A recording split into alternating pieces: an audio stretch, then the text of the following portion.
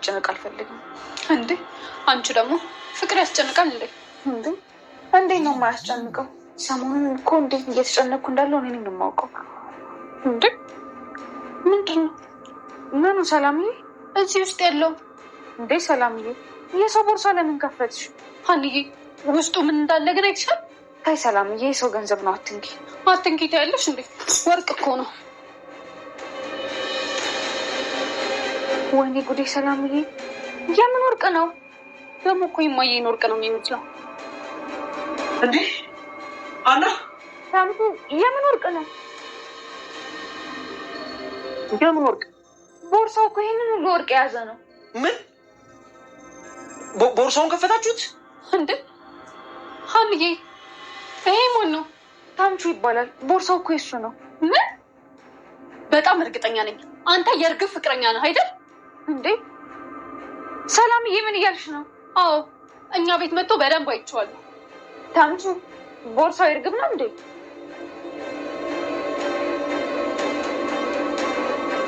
ቆይ ሀንዬ ነገሩ ምንድን ነው? ሰላምዬ፣ እኔ ምንም አልገባኝም። እርግጠኛ ነኝ በጣም እንዴ ይሄ ወርቅማ የማየ ነው። እንዴ የማየ ነው ወይ ሀቅ። ተምቹ እንግዲህ እርግብ ለተምቹ የሰጠችው ቦርሳ ዙሮ ዙሮ ዙሮ የባለቤቷ እጅ ገባ ወርቁ ማለት ነው። በጣም ይገርማል። ከመጀመሪያውም ይሄ ነገር ወርቅ ነው ያዘው ብትለው ኖሮ ለሰው አይሰጠውም ነበር ተምቹ ማለት ነው። የሰው ገንዘብ የሰው ነው በእውነት። እና እንግዲህ ተምቹ እንደምንም ብሎ ወስዱ ከመጀመሪያ ባለሱቅ ያስቀመጠው፣ ከባለሱቁ ደግሞ አንስቶ ለሀና ሰጣት። ሀና ደግሞ ችለተኛ ስለነበረች ከምንም ስላልቆጠረችው ረስተዋለች ጭራሽ ተምቹ ቦርሳ እንደሰጣት። ምስኪን አቶ ኖላዊ ደግሞ ቦርሳውን ብድግ አድርገው ወይዘሮ ሜላት ቤት ይዘው ሄዱት። የሀንዬ መስሏቸው ነው። በዛውም ሀናንም ለማየት ነው። ይሄ ቦርሳ የሀንዬ ነው ብለው ሰጧት። ወይዘሮ ሜላትን ቦርሳውን ልትፈታው ስትል ምንድን ነው ብላ አቶ መስፍን እንዳጋጣሚ ይመጣል መለስ አስቀመጠችው። ከስንት ቀን በኋላ ተምቹ አቶ ኖላዊን ቦርሳውን ሲላቸው የምን ቦርሳ ነው? የሀንዬ ቦርሳ መስሎኝ እኮ እዛ ወስጄ ሰጠዋቸው። እንዴት እንደዚህ ያደርጋሉ ምናምን ብሎ አቶ ተምቹ ከአቶ ኖላዊ ጋር ተጣላ ተምቹ ማለት ነው። እና አቶ ኖላዊ ደግሞ መልሰው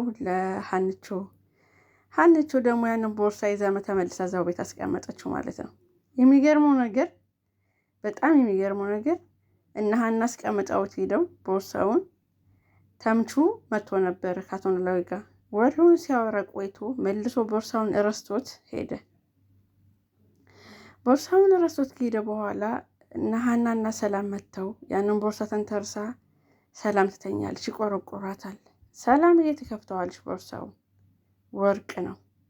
ሀና ደግሞ አራት ክፈቺ፣ የሰው ነገር አትይ ምናምን ነገር ጥሩ አይደለም ስትላት ነበር። ሰላም ግን በጣም ከፍታ ስታይ ወርቅ ነው እንዴ የወርቅ የማየን ይመስላል ስትል ስትገለብጠው ተምቹ ሲደርስ ተምቹ ወርቁን ሲያይ በጣም ይደነግጣል። ለሱም ሰርፕራይዝ ነበረ።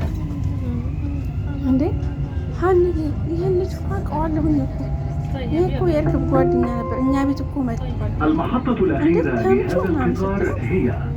ተምቹ በጣም ይደነግጥና ሰውን ይዘርቶ ይሄዳል።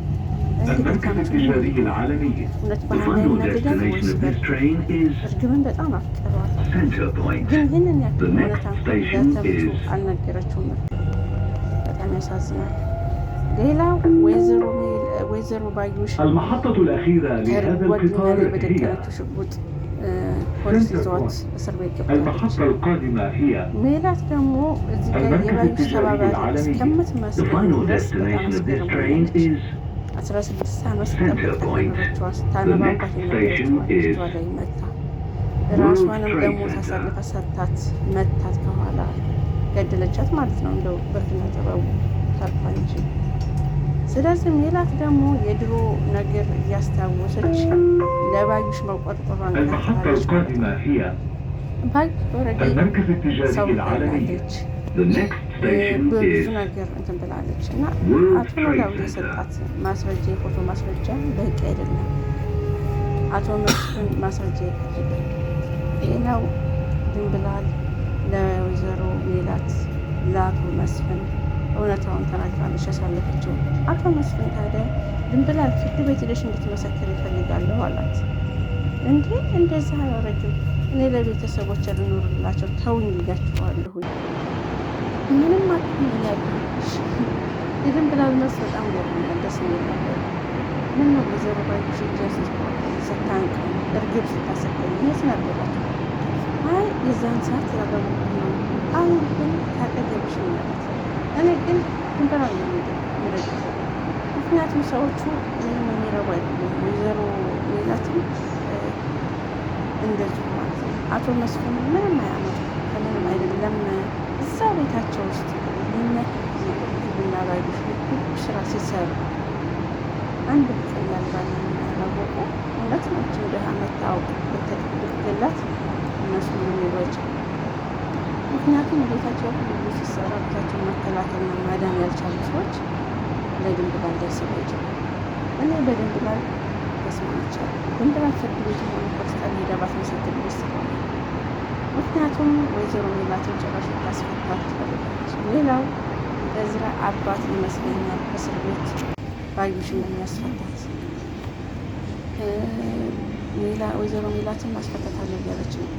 ታዲያ እነ ምናሴና ሀንዬ እየተቃወሙ ሰላም ግን ደግሞ ባዩሽ ብትወጣ መርዟን ከነጭራሹ መርጨቷን አትተው እንዳለ ካላጠፋቻት ሜላትን እስከ ቤተሰቧ እስከ ንብረቷ ካላወደመቻት ወይዘሮ ባዩሽ አባት ወይዘሮ ሜላት አላቅ ምን እንደነበት እርግጠኛ ነኝ። 16 ዓመት ጠበቀቻት። ሰብስክራይብ ምንድን ነው የማታደርጉት? ለምንድን ነው የማታደርጉት? አሁን አድርጉ።